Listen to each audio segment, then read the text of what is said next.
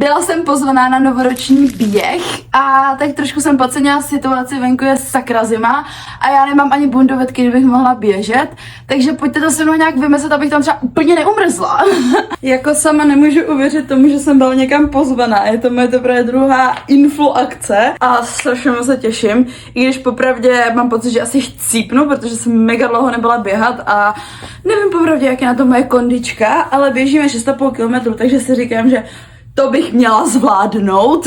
Byla jsem tam pozvána od Tastownu, ale zároveň to je akce pořádaná i sidequestama a puzzle salát. A poběžíme z Andělu na Brumlovku a obojí to budou pobočky puzzle salát a na konci nás čeká i papání. Jak už jsem říkala, tak trošku nemám žádnou bundu, ve který bych mohla běžet, což znamená, že si dám prostě tunu vrstev. Takže druhé tričko nahoru Iris.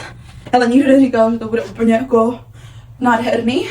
Hlavně ať nezmrznu a hlavně ať je to funkční. Poslední taková jakože sportovní věc a to je tady ta mikča. Tradá. 3 vrstvy jsou na mě. A jako poslední vrstva připadne ta mikča, protože jsem prostě nevěděla, co jiného na sebe dát. Vím, nevypadá to úplně jako reprezentativně ten outfit, ale bude to funkční, doufejme.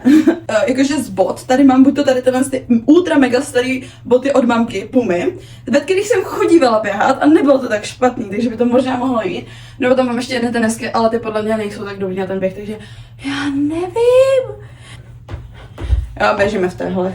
A díky bohu jsem tady vyhrabala tyhle 2 důležité věci. Rukavice, aby mi třeba úplně nezmrzly ruce, jako teď si to mám natáčet.